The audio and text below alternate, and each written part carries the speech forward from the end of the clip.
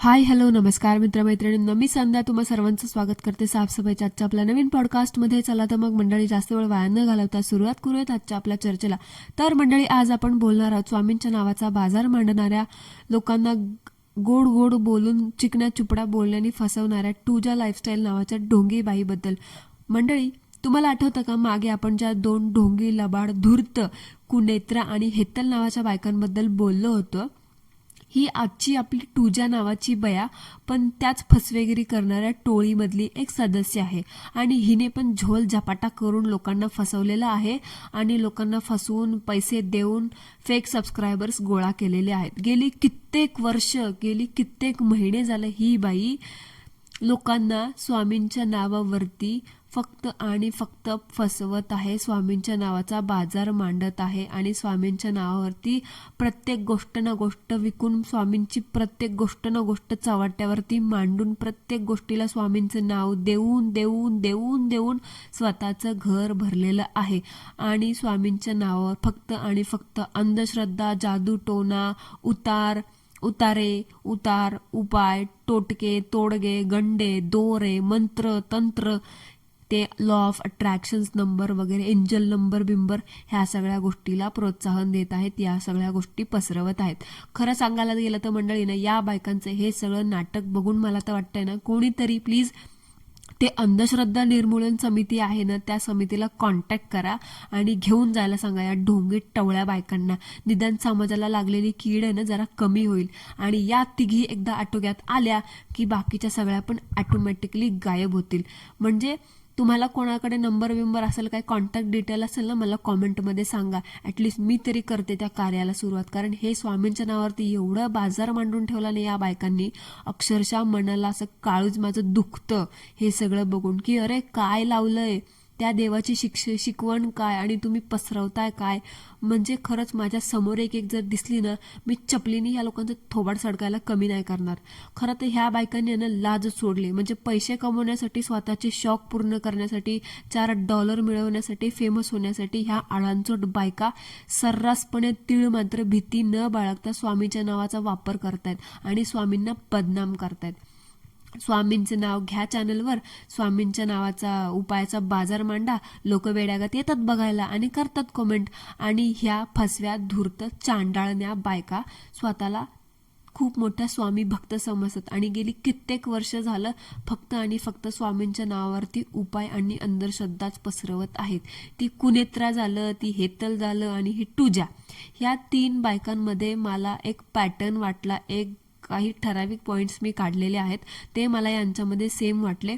खरं तर मला तुम्हाला सांगावंच वाटलं की मी तुम्हाला पॉईंट टू पॉईंट सांगते की ह्या बायकांमध्ये साम्य कसं. आणि ह्या तिघी एकाच टोळीतल्या बायका आहेत आणि ह्या लोकांना बघा कसं फसवायचं काम करतात. खरं तर ह्या तिघी पण भवान्यानं स्वतःला स्वामी भक्त समजतात. आता बघू, मी तुम्हाला सांगते की ह्या बायका कशा एक नंबरच्या फसव्या, धूर्त आणि चांडाळण्या बायका आहेत ते.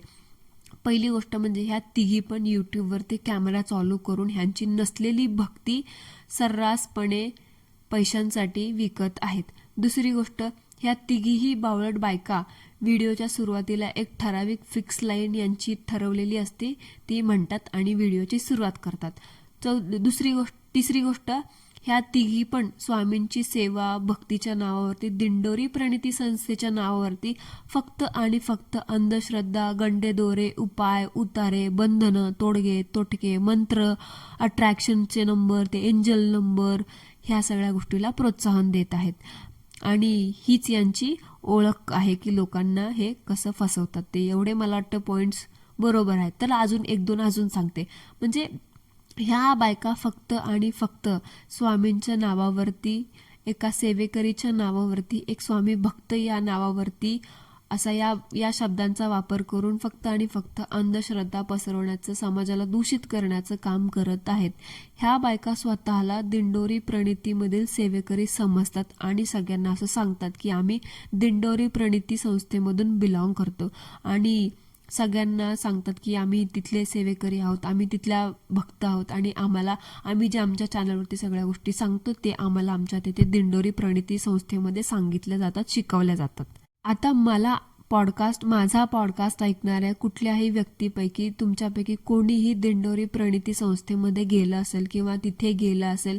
तिथं आजवर तर मी कधी गेले नाही, त्यामुळे मला माहीत नाही की तिथं मठ आहे, संस्था आहे का काय आहे म्हणून हे माहीत नाही. पण तुमच्यापैकी कोणीही तिथं गेला असेल, जो खरा एक स्वामी भक्त असेल, जो खरा एक सेवेकरी असेल, जो दिंडोरी प्रणितीमधून बिलॉंग करत असेल, त्या लोकांना मला एक प्रश्न विचारायचा आहे की खरंच दिंडोरी प्रणितीमध्ये हे बायका जे सांगतात आणि ज्या गोष्टी करायला सांगतात, या सगळ्या गोष्टी एका स्वामी भक्ताला, एके सेवाकरीला शिकवल्या जातात का?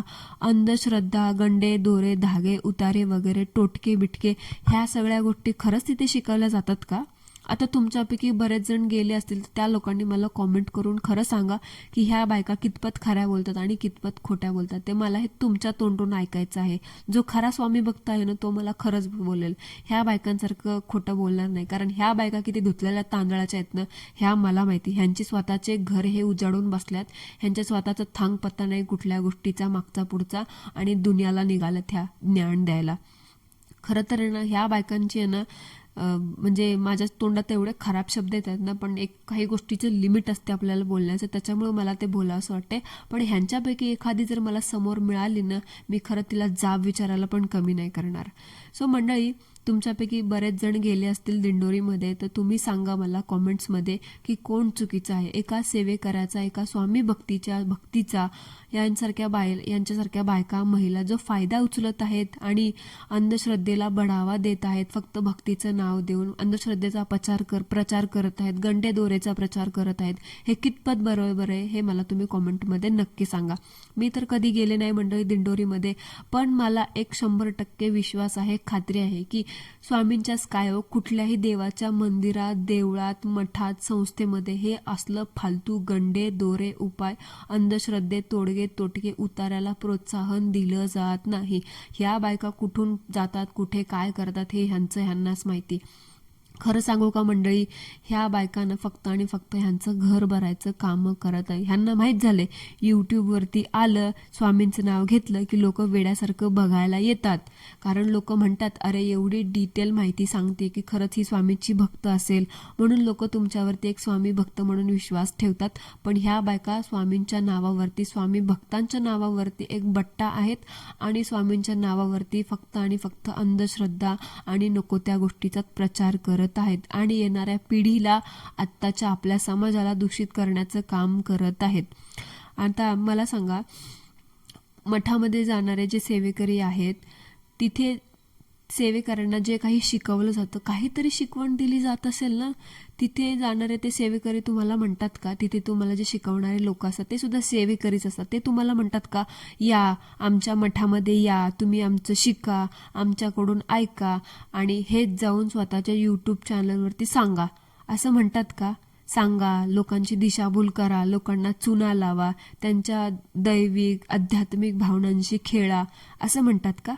नाही. पण या थुकरट, अनपड, गवार, नीच, लिच्चड, धूर्त, ढोंगी, कर्तव्यशून्य बायका हेच करतायत. म्हणजे एक सेवेकराचं घोंगडं पांघरून जात आहेत मठामध्ये स्वामींच्या, आणि तिथे ज्या गोष्टी ऐकतात त्या गोष्टीमधलं फक्त 1% ह्या बायका घेतात आणि त्याच्यामध्ये 99% ह्या जिथून काही थुकरट गोष्टी शिकून येतात, अंधश्रद्धा वगैरे, त्याच्यामध्ये ॲड करतात आणि लोकांना फसवण्याचं काम करत आहेत. म्हणजे खरं तर ह्या बायकांसाठी आहे ना, हे थुकरट, अनपड, गवार, लिच्चड, धूर्त, डोंगी, कर्तव्यशून्य, नासके हे शब्द ना खरं तर खूप कमी आहेत. ह्यांना ह्याच्यापेक्षा कठोर शब्दांमध्ये झापलं पाहिजे. पण ते म्हणतो ना, प्रत्येक गोष्टीला आपल्याला सोशल प्लॅटफॉर्मवरती बोलण्याची एक लिमिट असते. सो त्या लिमिटेशन्समुळे मी कुठेतरी स्वतःला आता कंट्रोल करते. पण खरंच या बायका मला कधी समोर मिळालं ना, मी यांना जाब विचारल्याशिवाय राहणार नाही. अक्षरशः त्या स्वामींच्या नावाला या बायका एवढं बदनाम करत आहेत ना, की ती म्हणजे उद्या चालून कोणी खरा स्वामी भक्त जरी असेल ना, जो जीव तोडून तोडून स्वामींचा प्रचार करते, स्वामी भक्तीचा, स्वामी शिकवणीचा प्रचार करते, लोक त्याला सुद्धा म्हणतील की अरे चल, तू एक नंबरचा ढोंगी आहेस तू, एक नंबरचा फेकाड आहेस, असं बोलायला कमी नाहीत करणार. एवढं ह्या बायकांनी त्या स्वामींच्या शिकवणीला लाईटली घेतलंय. आणि ही टूजा नावाची ढोंगी आसाराम बापूची शिष्यच असावी असं तर मला वाटतंय. म्हणजे एवढं ही बाई त्या आसाराम बापूला फॉलो करते ना, हिला बघून आहे ना मला ती आसाराम बापू आणि राधेमा यांचं मिक्स व्हर्जन दिसून येते. म्हणजे त्या दोघांना एकत्र पाठवलं की तिसरं हे पिल्लू बाहेर येतं, असं झालं हिचं.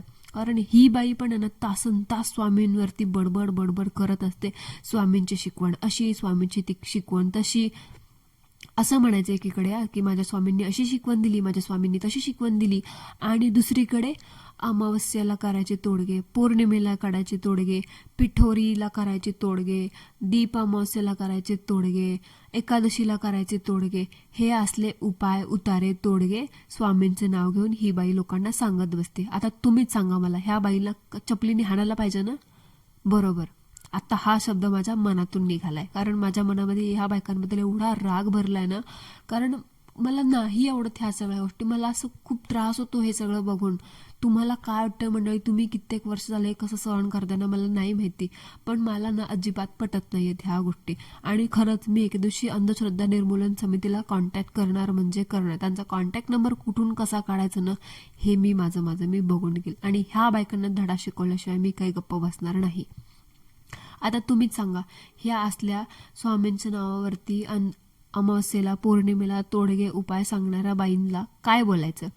या बाईला ना खरं तर अडाणी, बावळट, मूर्ख ह्या सगळ्या उपाध्यानं देऊन सुद्धा काही फायदा नाही. कारण ही बाई आहे ना त्याच्या सगळ्या सीमा ओलांडून एकदम पुढे गेली आहे.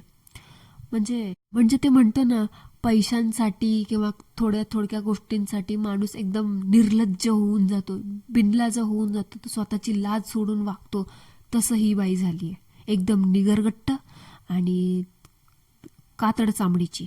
एकीकडे स्वामींची शिकवण सांगायची आणि दुसऱ्याच सेकंदाला अंधश्रद्धा लोकांना फॉलो करा असं सांगायचं, असे सल्ले देत. अरे जरा तरी लाज वाटू द्या हे सगळं करताना. हे लक्षात ठेवा, तुम्ही दुसऱ्यांना सांगता की ही पूजा करताना तुम्ही असं असं केलं तर तुम्हाला पाप लागू शकतं, तुमच्या पापांची फेड तुम्हाला इथेच करायची आहे, तुमची ही केस स्वामींच्या कोर्टात पोचलेली आहे. हो का? मग तुम्ही जे हे सगळं करताय, कित्येक वर्ष झालं हे धंदे चालवले तुम्ही, हा बाजार मांडून ठेवला स्वामींच्या नावावरती, स्वतःची घरं भरताय, स्वतःचा बँक बॅलन्स मोठा करताय, स्वतःची ऐश मौज मजा करताय, त्या शरीराला कष्ट न देता लोकांची एवढी जीवातोड कमवलेली मेहनत तुम्ही वाया घालवताय. लोक तुमच्यावरती विश्वास ठेवतात, तुम्ही त्या विश्वासाचा घात करताय. या पापाची परतफेड तुम्ही कुठे करणार? आणि तुमची ही केस स्वामींच्या दारात कधी पोचली आहे आणि कधी पोचणार ह्याचा तुम्ही जरा विचार करताय का? हां, अरे परतफेडवरतून आठवलं, हे असं लोकांची दिशाभूल करणाऱ्या, लोकांना फसवेगिरी करणाऱ्या, लोकांना गंडवणाऱ्या, लोकांना उतारे टोटके गंडे दोरे करणाऱ्या, लोकांच्या दैविक आणि आध्यात्मिक भावनांशी खेळणाऱ्या लोकांसाठी आहे ना यमराजाकडे स्पेशल सजा असते. कोडे पडणं, ते तेलात तळणं, हे तर खूप सिंपल गोष्ट झाली. अशा तुमच्यासारख्या धूर्त ढोंगी नासक्या बायकांसाठी आहे ना खूप वेगळी सजा आहे. पुढचा जन्म मनुष्याचा मिळेल ना, ह्या बायकांबद्दल तर तुम्ही तिघी बायकांनी ना विचारच करू नका, विसरूनच जावा. बघा कुठला जन्म मिळतोय का? आयुष्य पुढचे कित्येक तरी जन्म तुम्हाला कोडेच खात बसावं लागतंय, काय माहिती. जरा बघा घुसते का डोक्यामध्ये. नसेल घुसत तर तुमची ही नाटकं, तुमचे हे धंदे आहेत ना असेच चालू द्या. तुमची पण केस पोचलीच असेल स्वामींच्या कोर्टामध्ये, पण ते पण वाट बघत असतील की बाई आज ना उद्या तुला सद्बुद्धी घडेल. पण तुम्ही पालत्या घड्यावर पाणी, तुम्हाला काय घडणार आहे? तुमच्याच्याने तुमचं कर्तव्य घडवणं झालं नाही, तुमच्याच्याने तुमचं कर्म घडवणं झालं नाही. कर्तव्य शून्य नीच लोक तुम्ही. शरीराला कष्ट नको म्हणून तर आलात थोबाड घेऊन उचल्यागत यूट्यूबवरती पैसे कमवायला फुकटासारखे स्वामींच्या नावावरती. त्याच्यामुळे ते पण म्हणत असेल, ठीक आहे बाई, तुझा पापाचा घडा भरलाय ना, अजून भरू दे, मी तो घडा मोठा करतो आणि तू त्यात पाप टाकत जा. तो घडा भरला आणि एकदा का स्वामींची लिमिटेशन संपली तेव्हा तुमचे बघा कसे 12 वाजतात आणि तुम्हाला कसा यमराजाचा कॉल येतो बघा. आणि तुमच्या पापांची सगळी परतफेड आहे ना तिथल्या तिथेच करू नका. ह्या गोष्टीचा विचार मात्र तुम्ही कराच. तुमची रात्रीची नाही झोप उडवली तर माझं पण नाव संध्या नाही, विचारून ठेवा. तुम्ही जर बाजारच म्हटलाय ना स्वामींचा, तो बंद केल्याशिवाय मी काय मागं बसणारच नाही. आणि आता तुमच्या मागं मी असं हात धुवून लागणार आहे ना, बाकीच्या सगळ्या धुणे भांड्याला गेल्या उडत, तुम्हाला सरळ केल्याशिवाय मी काय गप्प बसणार नाही. आता यांचं बायकांचं कसं माहिती आहे का मंडळी, ह्या बायका पापा पुण्यावरती कर्मावरती खूप विश्वास ठेवतात असं यांचं म्हणणं आहे. पण ह्यांना ना फक्त दुसऱ्यांची पापं वगैरे ह्याच गोष्टीमध्ये जास्त इंटरेस्ट आहे. पण ह्यांचं खरं रूप कोणी समोर आणण्याचा प्रयत्न केला तर त्यांना ह्या बायका म्हणतात तुम्ही पाप करताय, तुमच्या ह्या सगळ्या गोष्टी करून तुम्ही तुमचे कर्म खराब करताय, तुम्ही ह्या सगळ्या गोष्टीमुळे लोकांना त्रास देत आहे, मानसिक त्रास देत आहे, तुमच्या ह्या सगळ्या गोष्टीचा मोबदला स्वामींच्या कोर्टामध्ये जाऊन होईल असं म्हणतात. म्हणजे जे काही करतात लोक ते सगळे पाप करतात. आणि ह्या लय धुतलेल्या तांदळाच्या सज्जन बायका टवळ्या, ह्या करतात ते सगळं चांगलं असं ह्यांचं म्हणणं आहे. म्हणजे ह्या बायका गेली कित्येक वर्ष झालं लोकांची फसवणूक करतात, हे खूप मोठं पुण्य आहे. आणि ह्यांचा खरा चेहरा समोर आणणारी मी खूप पाप करते असं ह्यांचं म्हणणं. म्हणजे ह्या बायका कितीही स्वामी भक्तीचा एका सेवेकऱ्याचा मुखवटा घालून बसल्यात ना, आणि लोकांना कित्येक वर्ष झालं लोकांना फसवण्याचं काम करतायत, ते खूप मोठं पुण्याचं काम आहे असं ही यांची विचार करण्याची पद्धत आहे. आता तुम्हीच सांगा मंडळी, काय उपमा द्यायची ह्या धूर्त ढोंगी नालायक नीच बायकांना. खरं तर ना, स्वामींच्या नावाचा बाजार बसवणाऱ्या ढोंगी फुकट्या बायकांबद्दल मला तीळ मात्र सुद्धा सिंपती वाटत नाही. एक नंबरच्या लिच्चड गये गुजऱ्या निकृष्ट खानदानातून आलेल्या ह्या बायका आहेत. तेव्हा तर ह्यांना बरोबर काय, चुकीचं काय, सुज्ञ काय, ह्या गोष्टीची काही सुद्धा समज नाही. उगाच उठायचं, काहीतरी व्हिडिओ बघायचे आणि काहीतरी व्हिडिओ दाखवायचे लोकांना. म्हणजे काहीही आपण काय माहिती सांगतोय, या माहितीचा लोक काय वापर करतील, आपण किती चुकीचं करत आहोत.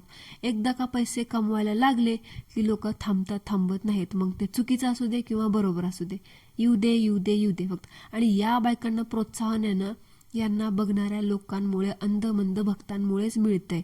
तेव्हा तर या बायका एवढं बिंदासपणे एका पब्लिक वेल नोन प्लॅटफॉर्मवरती सर्रासपणे देवाच्या नावावरती जादूटोना प्रचार करत आहेत. म्हणजे खरंच अंधभक्तांना तुम्हाला जरा सुद्धा वाटत नाही का, एवढे कसे एखाद्याचे तुम्ही अंधभक्त असू शकता.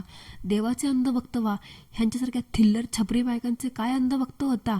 ती कुणेत्रा झालं, ती हेतल झालं, ही टूजा झालं, यांना बघणाऱ्या महिलांना, पुरुषांना, जे कोणी आहे कुठल्याही वयातलं असू दे, या सगळ्या लोकांना मला एक प्रश्न विचारायचा आहे की खरंच एक धागा बांधल्याने, उतारा केल्याने, उपाय केल्याने, एखादा एंजल नंबर यूज केल्याने, एखादा लॉ ऑफ अट्रॅक्शनचा नंबर वापरल्याने तुमच्या आयुष्यातील सगळे प्रॉब्लेम दूर झाले का?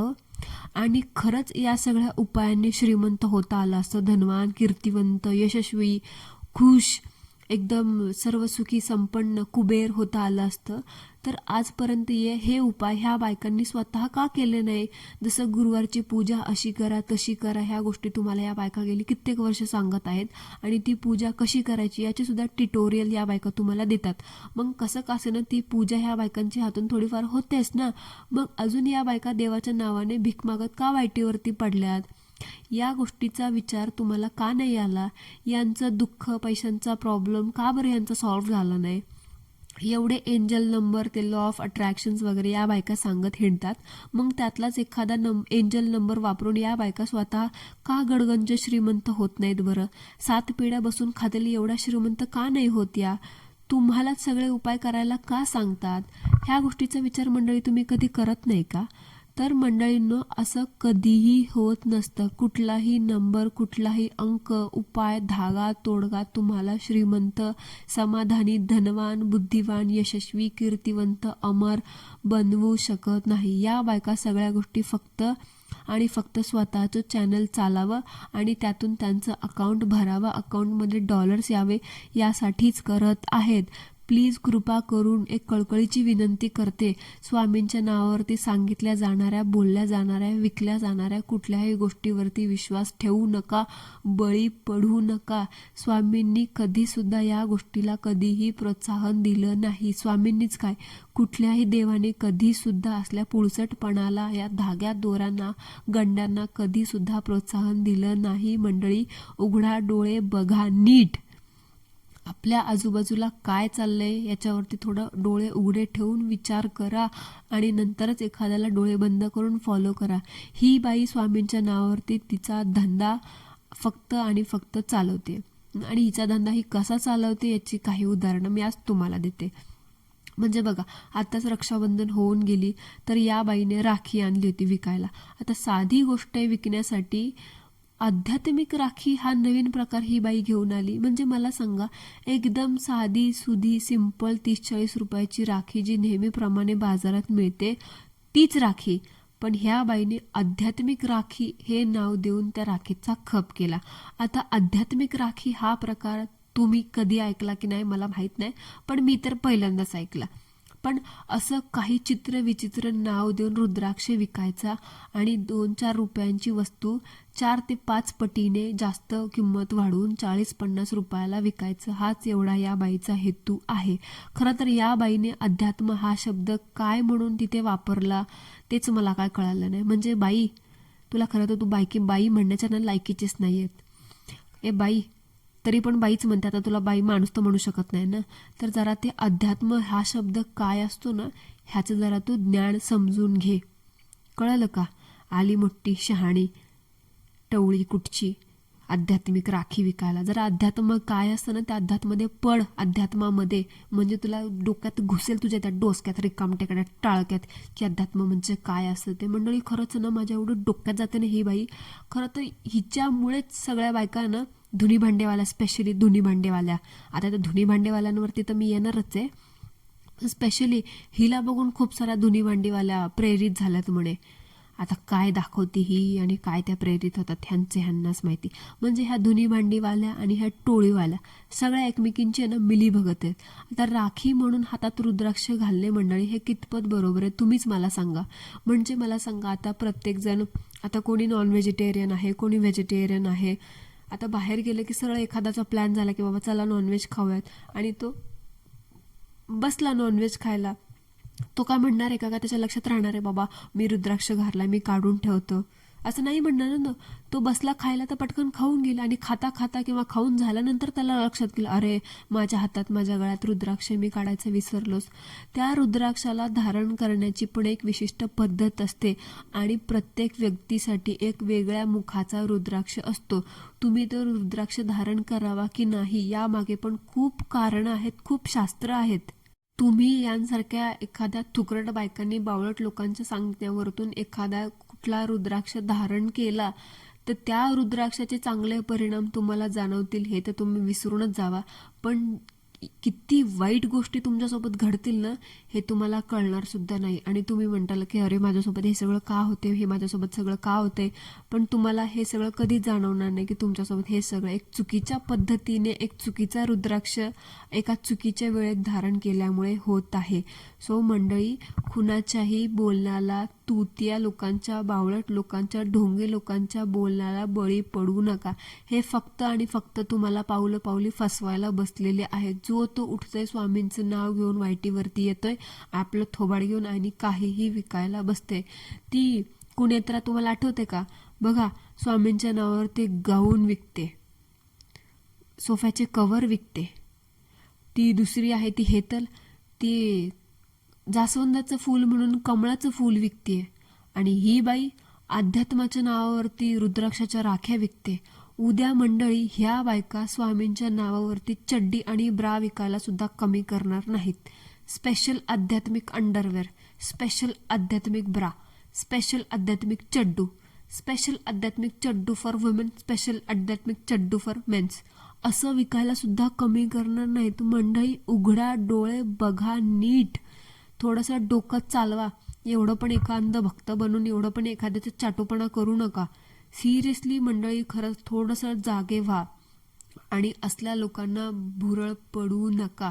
स्पेशली स्वामींनी कधी सुद्धा असले धागे, दोरे, गंडे, उपाय, रुद्राक्ष या गोष्टींना कधीच वाव दिला नाही, कधीच समर्थन केलं नाही. श्रद्धा ठेवा, अंधश्रद्धा नाही. सो मंडळी, आय होप माझ्या भावना, मला काय म्हणायचे तुम्हाला हे तुमच्यापर्यंत पोचलं असेल. एक भक्त आपली भक्ती ऑन कॅमेरा कधी सुद्धा दाखवत नाही. जो ऑन कॅमेरा विकतो तो भक्त नाही. हे माझं ठाम मत आहे आणि कोणाच्याही सांगण्यावर तर मी माझं मत हे बदलणार नाही. सो मंडळी, that's it for today. I hope तुम्हाला आजचं आपलं पॉडकास्ट आवडलं असेल तर कॉमेंटमध्ये मला नक्की सांगा. आणि बोलता बोलता खरंच जो एक रिअल स्वामी भक्त आहे त्याच्या चुकून मी बोलता बोलता भावना दुखावल्या असतील तर त्याने प्लीज मला मनापासून माफ करावं, एवढीच एक विनंती. भेटूया लवकरच एका नवीन चर्चेसोबत. तोपर्यंत ॲज ऑलवेज सर्वांनी काय करायचं ते करा. Thank you so much. धन्यवाद.